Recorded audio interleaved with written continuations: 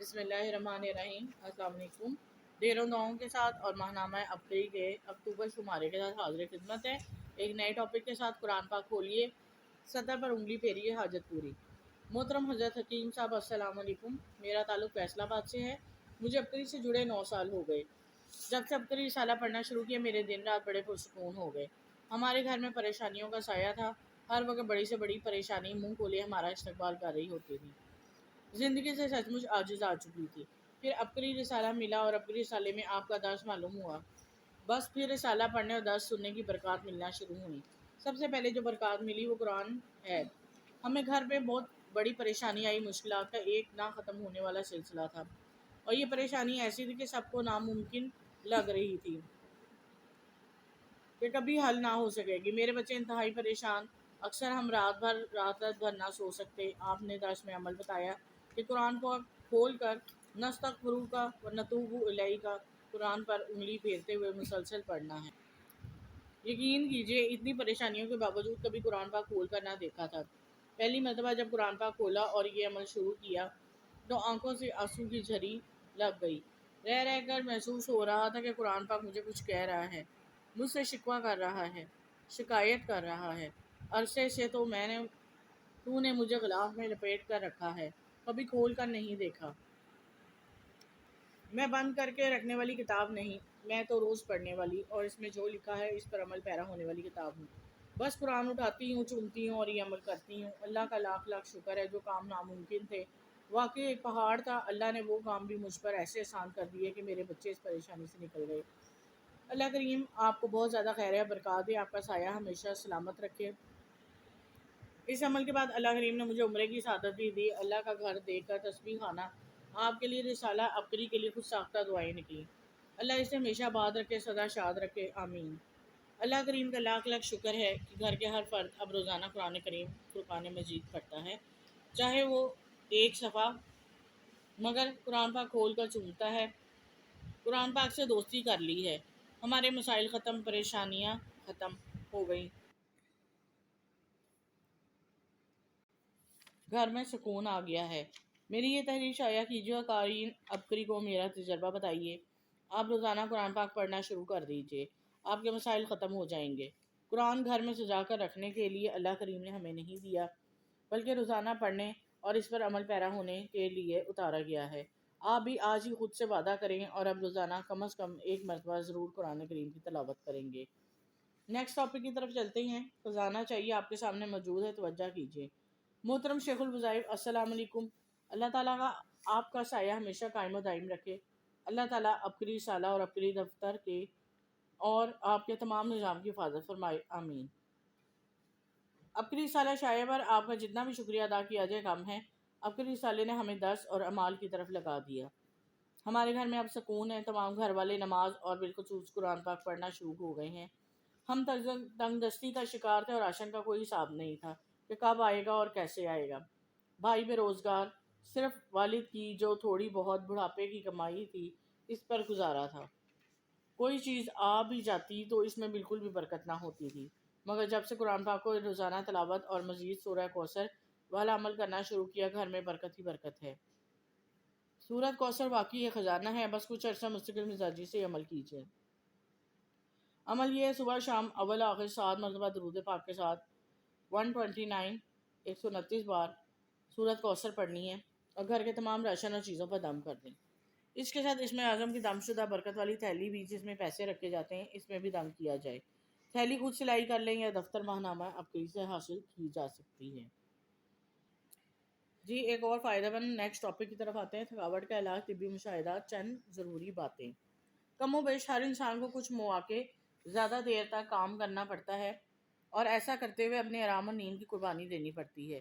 اس سے عارضی تھکاوٹ پیدا ہو جاتی ہے۔ تھکاوٹ اور نڈال ہونے کا احساس عارضی اور وقتی بھی ہو سکتا ہے اور مزمن یعنی پرانا اور مسلسل بھی۔ اس کیفیت کو مناسب آرام کے ساتھ دور کیا جا سکتا ہے۔ البتہ پرانی اور مسلسل تھکاوٹ ایک سنجیدہ مسئلہ ہے جس کے لیے جامعہ قسم کے علاج کی ضرورت ہوتی ہے۔ کردار کا ایک خصوصی رنگ مجبوری کا احساس مسلسل تھکاوٹ کو جنم دیتا ہے۔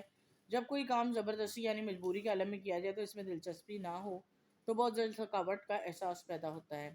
کچھ لوگ مسلسل محسوس کرتے ہیں کہ وہ اس وقت آرام نہیں کر سکتے جب تک وہ کام کرتے وقت پر ختم نہیں کر لیتے۔ ایسے لوگ عام طور پر تناؤ کا شکار رہتے ہیں اور اس وقت تک خود کو پرسکون محسوس نہیں کر سکتے جب تک وہ تمام کام نہ کر لیں، چاہے وہ کتنے ہی کیوں نہ تھک جائیں۔ تھکاوٹ، دماغی بوجھ، ذہنی الجھاؤ کا بڑا سبب کمزوری یا توانائی کی کمی ہے، اور یہ کھانے پینے کی غلط عادتوں کی نتیجے میں پیدا ہوتی ہے۔ لذیذ کھانے نے عموماً غذائیت سے محروم ہوتے ہیں، مثلا سفید چینی، پسے ہوئے اناج، سفید آٹے کے پکوان۔ سفید آٹے سے مراد میدا۔ پروسیس کیے ہوئے کھانے جسمانی نظام میں بہت برے اثرات مرتب کرتے ہیں۔ غذاؤں کو غیر فطری انداز میں پکا کر کھانے سے وہ وٹامن اور معدنی اجزاء میسر نہیں آتے جن کی ہمارے جسم کو ضرورت ہوتی ہے، چنانچہ توانائی میں کمی آ جاتی ہے۔ کچھ مخصوص قسم کی ذہنی جسمانی کیفیات جن میں کم بلڈ پریشر، بلڈ شوگر میں کمی، کسی قسم کے انفیکشن، جگر کی خرابی، ادویات اور غذاؤں کی الرجی، بے خوابی، ذہنی تناؤ اور جذباتی ناسودگی شامل ہے۔ ہوا، مٹی اور پانی کی آلودگی سے جسم میں پیدا ہونے والی زہریلے مادوں سے بھی جسم تھکاوٹ اور ازمہال کا شکار ہو جاتے ہیں۔ تھکاوٹ، پسماندگی اور ازمہال کے شکار مریضوں کو ایسے غذائیت بخش غذائیں کھانا چاہیے جو جسم کو توانائی فراہم کریں۔ بیجوں کی صورت میں استعمال کرنے سے تھکاوٹ دور ہو جاتی ہے اور توانائی ملتی ہے۔ اناج کے یہ بیج مکئی کے دانے، گندم کے دانے، رائی کے بیج، جو اور جوار وغیرہ ہیں۔ ان کو پسوانے کے لیے زیادہ عرصہ بعد استعمال نہیں کرنا چاہیے۔ ان پکے اناج میں مکمل غذائیت ہوتی ہے جو اچھی صحت کے لیے ضروری ہے۔ زیادہ پسے ہوئے چھنے ہوئے اناج میں غذائیت سے محروم ہو جاتے ہیں، مثلا گندم کے آٹے میں سے سوجی نکال لی جاتی ہے، اسے چھان کر استعمال کیا جاتا ہے تو مطلوبہ فوائد حاصل نہیں ہوتے۔ سفید آٹا یعنی میدا لذت فراہم کرتا ہے مگر غذائیت سے محروم ہونے کے ساتھ ساتھ انتڑیوں کے لیے مفید نہیں ہوتا۔ جی، یہ بہت ضروری باتیں تھیں جو ہماری غذائیت کے بارے میں تھیں کہ کون کون سی چیزوں میں غذائیت بے انتہا ہے اور اس کو کس طرح کا استعمال میں لانا چاہیے۔ اگلے ٹاپک کی طرف چلتے ہیں۔ دماغ کو صحت مند اور تازہ دم رکھنے کی غذائی حکمت عملی۔ وٹامن بی، تھکاوٹ کے مریض کو نیچرل وٹامنز اور معدنی اجزاء کے سپلیمنٹ بھی لینے چاہیے کیونکہ یہ اسی کمی کو پورا کرتے ہیں جو تھکاوٹ پیدا کرتی ہے۔ وٹامن بی گروپ کے ایک رکن پینٹوتھینک ایسڈ کمی بھی تھکاوٹ کو جنم دیتی ہے کیونکہ اس کمی سے ایڈرینل گلینڈ فعال نہیں رہتا۔ چنانچہ اس مرض کے علاج کے لیے روزانہ 30 گرام پینٹوتھینک ایسڈ یا وٹامن بی 5 کھانا چاہیے۔ البتہ ضروری بات یہ ہے کہ وٹامن بی گروپ کے تمام ارکان پر مشتمل سپلیمنٹ استعمال کرتے ہوئے پینٹوتھینک ایسڈ کی مطلوبہ مقدار ضرور کر لیں۔ وٹامن بی گروپ کے تمام ارکان پر مشتمل سپلیمنٹ استعمال کرتے ہوئے پینٹوتھینک ایسڈ کی مطلوبہ مقدار ضرور لیں۔ وٹامن بی کمپلیکس گروپ اعصاب کو تحفظ دیتے ہیں اور گلینڈز کو فعال کر کے نشو و نما اور توانائی مہیا کرتے ہیں۔ وٹامن بی مہیا کرنے والی غذائیں گندم، چاول کی پالش اور کلیجی کے علاوہ مشروب سازی کا خمیر ہے۔ معدنی اجزاء عمومی صحت کے علاوہ تھکاوٹ کے مرض پر قابو پانے کے لیے بھی معدنی اجزاء درکار ہوتے ہیں۔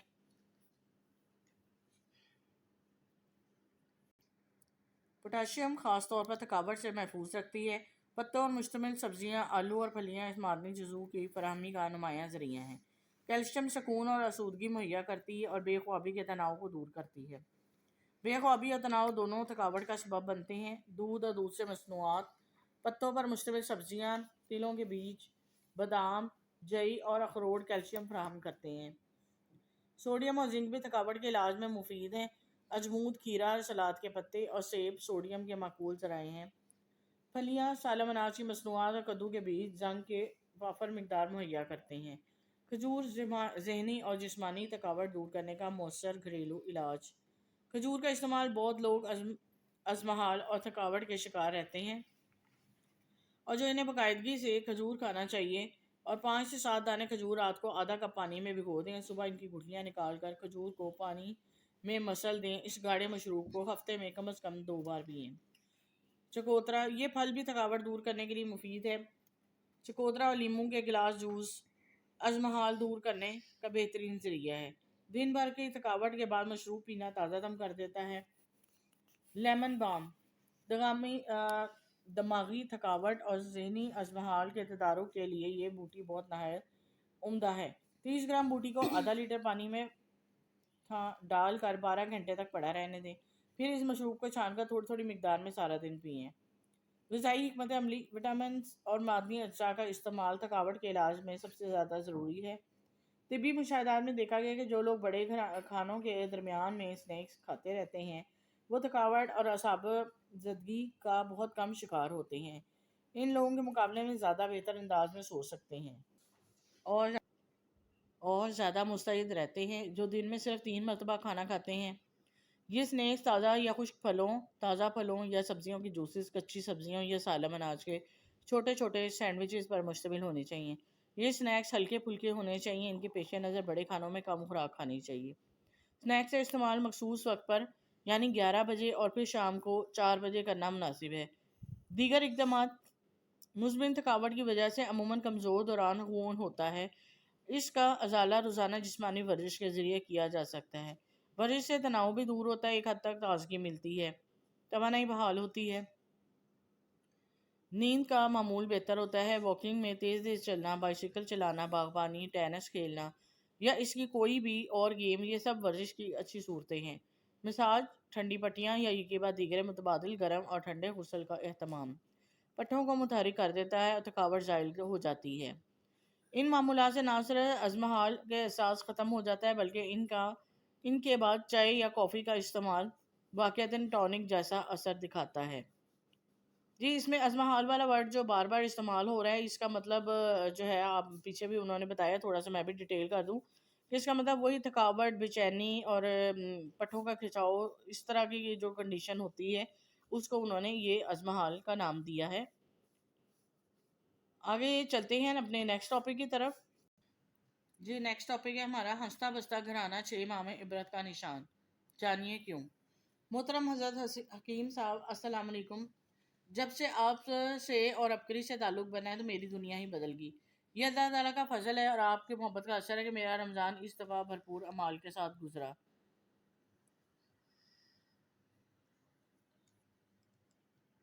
बड़ी तमन्ना थी कि आपके साथ रमज़ान गुजारता मगर ऐसा ना हो सका। अल्हम्दुलिल्लाह मुझे दाढ़ी रखने की तौफीक नसीब हुई।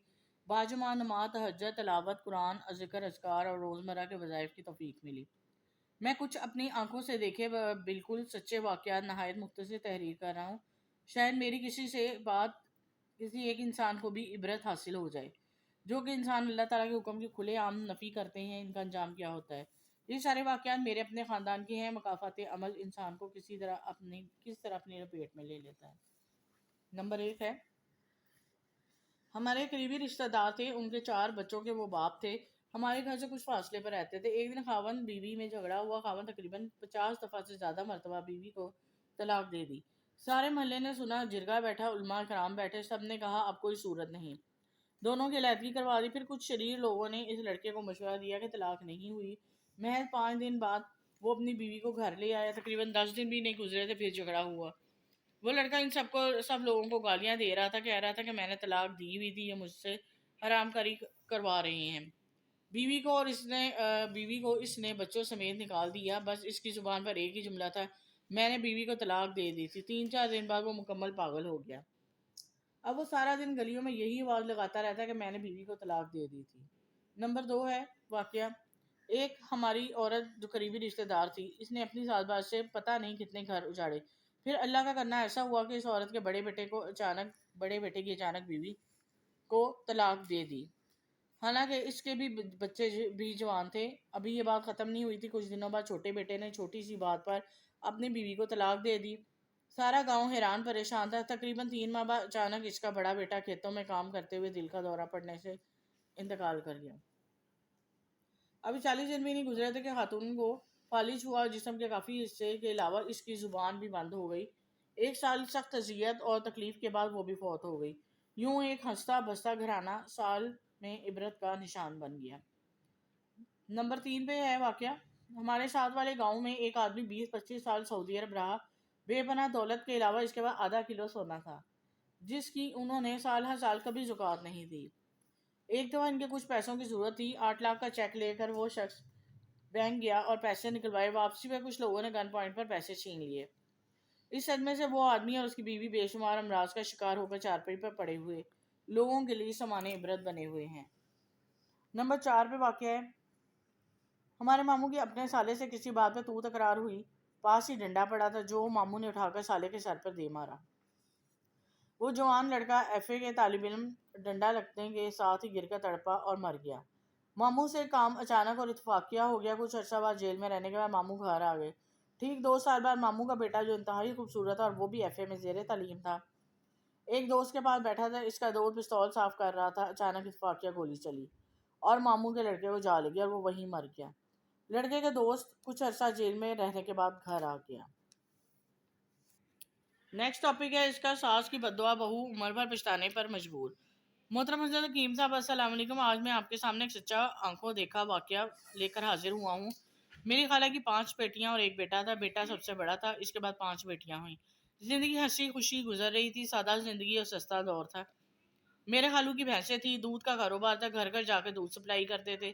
میں نے کبھی ان کی زندگی میں کوئی بڑی پریشانی نہیں دیکھی۔ بیٹیوں کی بہترین پرورش کی، کبھی بھی بیٹیوں کو بیٹے سے کم تر نہ سمجھا۔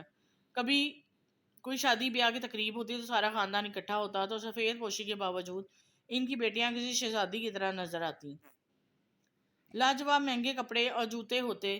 وقت گزرا، بیٹا جوان ہو گیا۔ میری خالہ نے ایک رشتہ دیکھا، جلدی سے بیٹے کی شادی کے خواب کو حقیقت میں بدل دیا۔ گھر میں بھابھی کا آنا تھا کہ بہنوں نے چاؤ ختم ہی نہیں ہو رہے تھے۔ خوشحال گھرانے میں مزید خوشیاں بھر گئی۔ کہکوں کی آوازیں محلے میں بھی سنتا اور ان کے گھر کو دیکھ کر ماشاءاللہ کہتا۔ پھر زندگی نے کروٹ بدلی، بہو نے اپنا آپ دکھانا شروع کر دیا۔ میری خالہ سے روز لڑائی کا معمول کی بات بن گئی۔ بیٹا بھی اکثر اپنی بیوی کا ہی ساتھ دینا شروع ہو گیا۔ 5 بیٹیاں اور ماں اکثر اس ماحول کی وجہ سے سہمی رہتی۔ روز روز کی لڑائی سے بہو نے تمام حدیں پار کرتے ہوئے ہر وقت اپنی ساس یعنی میری خالہ کو 5 بیٹیوں والی کہنا شروع کر دیا۔ ہر وقت اپنی ساس کو 5 بیٹیوں کا تانا مارتی۔ میری خالہ یہ سن کر خدا کا شکر ادا کرتی اور خاموش رہتی۔ ایک دن نہ جانے کیا ہوا، جب کسی بات پر بہو نے زبان درازی کی اور 5 بیٹیوں والی کہہ کر تانے مارے تو میری خالہ کے منہ سے یہ لفظ نکلا، جا تو بھی 7 بیٹیوں کا منہ دھوئے گی۔ آج میری خالہ کے بیٹے کی 7 بیٹیاں ہیں۔ واقعی دعاؤں اور بددعاؤں کی ہماری زندگیوں پر اثر ہوتا ہے۔ ہمارے بول بعض اوقات ہمیں بہت کچھ عطا کرتے ہیں اور ہمارے بعض بول ہمیں آسمان سے زمین پر دے مارتے ہیں۔ لہٰذا جب بھی بولیں سوچ کر بولیں۔ آپ کو کسی کا مارا ہوا ایک تانا بھی اس کی روح کو چھلنی کر سکتا ہے اور آپ کا کلیجہ چیر سکتا ہے۔ جی یہ والے آج کے ٹاپک تھے میرے، جو کہ میں نے آپ کو پڑھ کے سنائے۔ بہت سے یعنی کہ نصیحت آموز ٹاپک تھے، کچھ فائدے مند تھے ہمارے صحت سے متعلق، جو کہ آپ بھی سنیں گے تو آپ کو بھی اچھے لگیں گے۔ اور ان کو زیادہ سے زیادہ شیئر ضرور کیجیے گا، تاکہ کہیں کسی میں کوئی کمی یا کوتاہی والی بات چل رہی ہو تو اس کو بھی نصیحت حاصل ہو جائے۔ اور میرے چینل کو سبسکرائب کرنا مت بھولیں، تاکہ آپ کو نئی اپڈیٹ جلدی سے جلد ملتی رہیں۔ میری حوصلہ افزائی کرتے رہیں۔ تو یہی ہے کہ کومنٹس کے ذریعے جو بھی بات ہو آپ مجھ سے پوچھ سکتے ہیں۔ زیادہ سے زیادہ لائک بھی کریں میری ویڈیو کو۔ اب تک کے لیے اجازت دیں، ڈھیروں دعاؤں میں یاد رکھیے گا۔ اللہ حافظ۔